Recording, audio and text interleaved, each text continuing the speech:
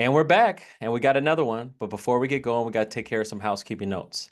This episode today is sponsored by Epic Mortgage. Whether you're buying, investing, or refinancing, call Epic today. That's 708-905-5300.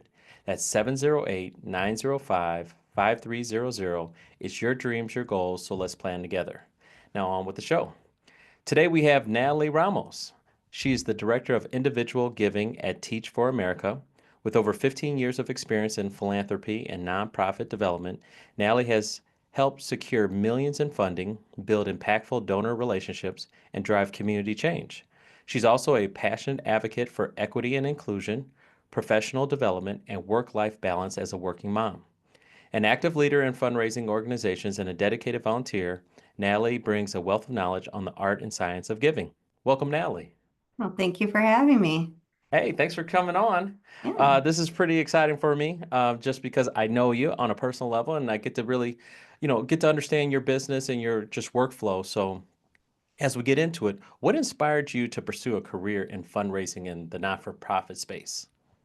I would say that my family always had us volunteering and giving back to the community, and that was something I always really enjoyed.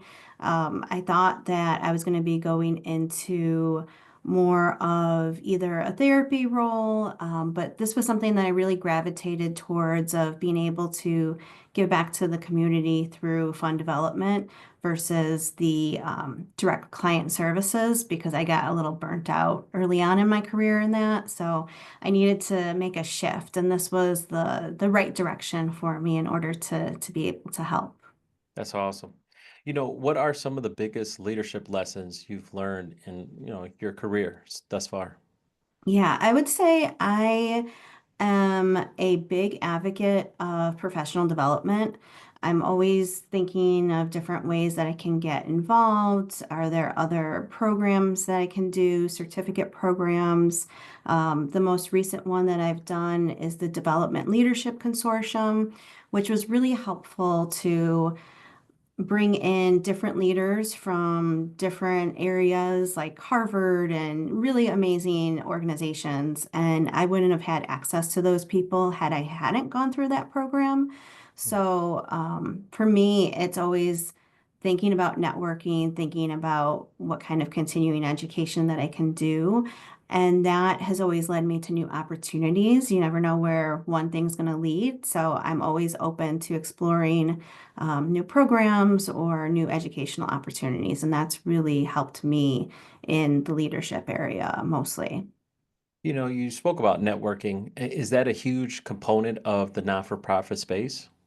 For me, it is. I look at networking as relationship building and really building genuine connections. I think people really want to connect, and networking is just the way to do it. Sometimes I think people get a little scared about it, like, oh, I don't want to go to this event, have to talk to random people. But I think if you're really intentional on what opportunities you go to, what networking events, what spaces you enter, you're going to meet a variety of people that you might not have thought you were going to meet. And who knows, you could be meeting your next boss, you could be meeting your next business partner. You don't know who you're going to meet there. So I always think of networking as an opportunity to make those connections. And then also when you are looking for a new role, then people can think of you and say like, hey, I heard about this new opportunity. I thought you that might be a good fit for you. So it also helps keep you top of mind as well for networking.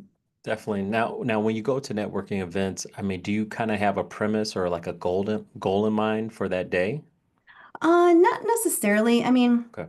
it depends on if I'm looking for a job. I think my mindset's a little bit different if I'm thinking about like, okay, I'm looking for my next opportunity. How is that going to fit into this? Or am I going to just to make more connections, again, learn about different programs or learn about other places that I may want to donate to or I may want to volunteer at.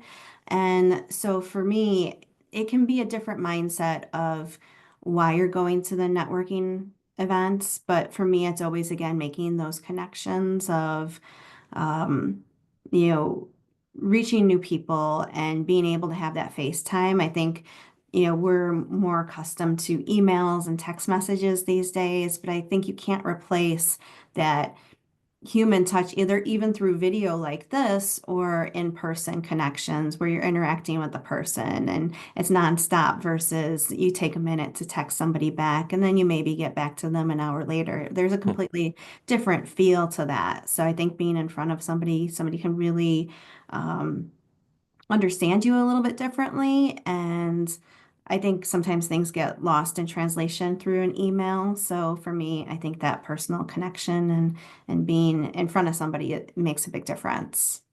I always, when I'm reading a text message, I'm trying to picture their voice, saying these words to me so I can try to depict, if are they mad at me right now? You just never know. Um, how has social media, you talked about, obviously virtual meetings and stuff. So how has social media kind of impacted the whole networking space? Yeah, I mean, I would think I'm going to date myself here, but I started doing social networking in the MySpace age of just connecting with people, getting their number, going out to bars, being at different places, and just doing that networking when I was a lot younger. And then that kind of evolved of thinking about it professionally and being in spaces like LinkedIn and really building out my brand there and connecting with more people, people that maybe I've interacted with, or maybe people that I'm hoping to interact with one day. Um, for me, I think the social media can be a really great opportunity to just connect with people that you may not have thought of, or maybe it's a friend of a friend or a colleague or somebody that you used to work with. But I think like networking brings you top of mind. It brings you, people think of you like, oh, Natalie does fundraising. Natalie is in the nonprofit sector. I have questions about that. Or Natalie used to work for an organization that I think might be helpful for a friend. So it's like people put those puzzle pieces together when they see you through social media and what you're posting about and what you're sharing. And that's one way that people remember you as well. No, definitely. Great answer.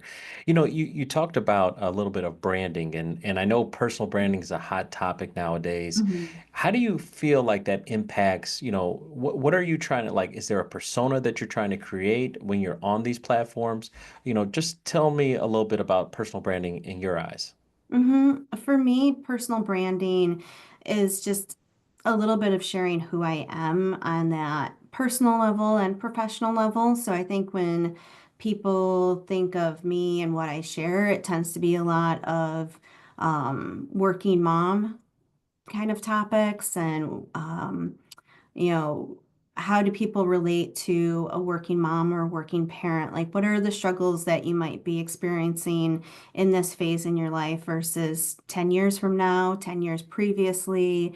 I think that looks a little bit different for everybody, and not everybody chooses to have kids. So maybe sometimes my content might not always be relatable, but for me, it's sharing about here's what I'm really looking for as a working mom. Here's what the environment I like to be in. These are the activities that I do, or here's something that I'm doing with my kid or my family. Like one thing that I shared was volunteering. My son was super excited that when he turned 5 that he was able to volunteer. So, just things like that where, it gives people an opportunity to interact with you, see something beyond just your work. They can see your family, they can see what you're doing.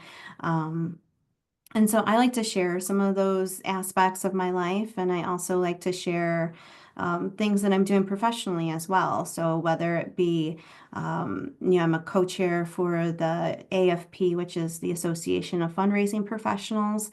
I'm the co-chair of their Latinx affinity group, so I share upcoming meetings. I'm always looking for guest speakers as well to share with that group. I presented myself in that group as well. And it's just an opportunity for community. So that's something that I share out as well of upcoming events that I'm going to be at, or, there's tickets for something that I might have access to. Is anybody interested in? So I really think about what might be relevant to somebody and what might be helpful, or is there an opportunity for people to interact with what I'm sharing, or is it just content that I just want to share just because? And usually I have a goal of wanting people to interact with it and not just a complete share out, but for people to say something, or like even you thought of, oh, you did this post and it made me think of you. So it really Exactly. brought us here, which is exactly kind of what the goal is and what the hope is for. Definitely. I think it diffuses potentially walls or barriers that we kind of set up. We may seem like, oh, they may not be someone that can help us maybe in what we're trying to accomplish, or they might be not someone interested in what I am. And then it kind of resonates with them on a level where, you're like, oh, I didn't know they like that too. And oh, let's have a conversation. And you're right. And here we are. Take me into non-for-profit, just that space. I mean, I'm a little unfamiliar with just the space overall. Do you guys as a group come up with a topic that you're passionate about? Is that already been resonated? And then how does that funding kind of start? A lot of organizations start with a mission and what their goal is, whether it be to help end hunger or to help homelessness or to help children and youth or other programs that it might be. So it always starts with a mission. And then from there, people kind of have this bigger vision of how do we accomplish that mission. And that's usually what people are looking to support is that mission and vision of, is this something that aligns with my values? Is this something that I want to support? And, the nonprofit sector has really helped fill a lot of those gaps that maybe the government might not be able to help with, or support at local schools. Um, it's really more about helping the community overall, and I think really making the world a better place. I think that's why I've always gravitated to nonprofits, is because you do get the good feeling of the work that you're doing. You are helping somebody just beyond yourself. And for me, that's really important of having that impact and giving back to the community. So that's something that I've always enjoyed. But I would say nonprofits have really helped shape a lot of communities, and I think there's always opportunities for growth. I mean, there's so many nonprofits right now in the world, and they all do different aspects. Some of them are more local, some of them are more global. But it really depends on what they're wanting to accomplish. And sometimes nonprofits merge together because they realize, hey, we're doing the same work in the same area. Let's do this together versus trying to do it separately. So I think really looking at what the community is doing in itself and different ways to get involved. And I think volunteering is also just something that makes people feel good. It makes people, again, connected. I think a lot of this is the connection. And if you can do a volunteer project or do a volunteer project with a friend or a family member, that has a little bit of a different feel to it. So I think, being able to support people and meet people where they're at is really what nonprofits do. Oh, that's great. Now, is there a budget every year? Is that kind of how it works? So could the mission change from year to year or? Usually not. I mean, there's always they're governed by a board of directors. So they're very similar to a corporate operation where you have a CEO or a president, and you have a board that helps mandate guidelines for that. There's always a budget. There's a lot of different aspects that are very much like the corporate world. And but as far as the mission changing, usually that's something that doesn't happen year over year or even every 5 to 10 years. Usually it's the same mission, but different vision, different way that they're going to accomplish that. So when I was with Make-A-Wish Illinois, their mission is always to grant wishes, and I don't think that's ever going to change. So, but could another organization's mission change because they might need to kind of come with the times, or the needs a little bit different than what they thought it was. I think the pandemic changed a lot for a lot of organizations, a lot of businesses, a lot of people. And so there was, I think, some shifting that had to happen with that. And I think a lot of it was for the better. No, definitely. And then as far as funding goes, is it primarily grant writing and grant programs, or is it a lot more donations than people think? It depends on the organization. I think grants can be a slippery slope in these times. And so I think more organizations are looking for individuals to support. I think there's always this concept of, oh, corporations are the biggest donors, but typically the largest pool comes from individuals like me and you that are supporting the organization. And so it's really a community support. It's not necessarily grants and corporations, but it can be through grants. I mean, grants can be really helpful. Grants can um, help change a program or do a program that they might not have thought of before with an opportunity of more funding. So grants can definitely be helpful for a nonprofit for sure.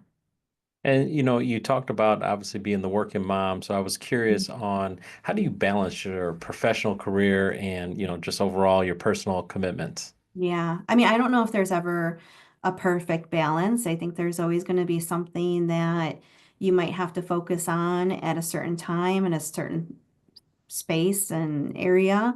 You can't do everything perfectly. You have to have realistic expectations. And so I think for me, I really think about what does my family need now? What am I needing now as an employee? Um, and and what do I like to do? So I like to support my son's PTA. I like to volunteer at his school during the different holidays that they have. And that's something that I really enjoy and that brings me joy. And for me, having flexibility at a job that allows for things like that, that's really important. Like, do their values align with mine?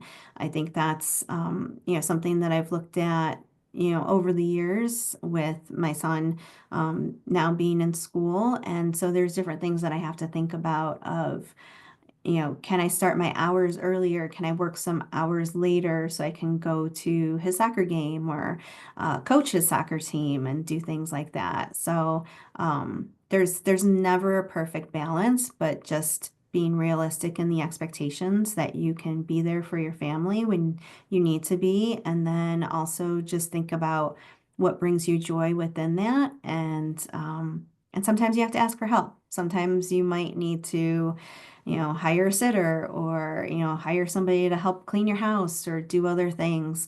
And if you can afford that, that's great. Because I think working families, when you have two working spouses, it can be chaotic and it can be, um, a lot of time is consumed by just the everyday things of helping the kid brush his teeth, or, he lost his favorite glove, or why is his jacket sticky? I need to immediately wash it. There's always going to be things that pop up and you can't always account for. But sometimes you just have to go with the flow and make things work as best as you can. Well, that's awesome. And I can attest you're doing a great job, Mom. So keep it up. Thank Uh, you. Um, as we wrap this up, I was curious, what advice would you give a professional that's looking to get into the nonprofit space? What type of just looking back and trying to help someone out. What would you say? What would you recommend? Yeah, and that's something, I do a lot of mentoring and talking to people that are interested in this space. And for me, I'm always looking to pay it forward because I am doing exactly what I tell people to do is I randomly reached out to people. I went to social networking events, got people's cards and called them up and said, hey, can we meet, do a coffee chat or a virtual meeting? And connected with them on LinkedIn, really picked their brain of, why are they working in the space? what's important to them and how did they get there. So I think you can always learn from somebody else, and you can learn from somebody else's journey of how did they get there. And I was actually looking back at some old files earlier today, and it was interesting to see how I had even written out like one of my goals was I'm going to connect with more people and learn from them and find people to mentor me. And one of the things that I've heard that I've used myself is kind of creating your own board. Like think about who do you want in your life to support you, and so I've asked people to be helpful in different ways of whether it be helping me with my resume or help me with a project that I'm working on, or asking them very specific questions about their career and how they got there. I think all of those things have been really helpful for me. And I always encourage that networking, that connecting, and is there an organization that you specifically want to work for? Then find somebody that works there and talk to them about it. See, does it align for you? You can get the inside scoop from that person too and see, like, does the values and your work life go with the same organization? And you can learn about whether or not it's a good fit even before you apply. So, or you might get even more excited about the organization, and then now you have a connection. So if somebody um, is in touch with you and can give you a referral, that's also really important. I think jobs are mostly you find out about jobs through networking. And I think sometimes the way you can land an interview is also through networking and referrals. I think it's rare for you to just send your resume off and, hoping that somebody sees it and that you get called for the interview. But I think it's those extra special touches that you can do with people where you're like, oh, hey, I applied for this job. Can you put a good word in for me? And they're like, absolutely, because they know you, they connected with you, they've seen the work that you've done, and they're willing to vouch for you. I think all of that plays into this. So the more you do it, the better you can get at broadening your connections and your network. But I think you just got to start small and kind of make goals for yourself and try to reach for whatever your goals are. That's awesome.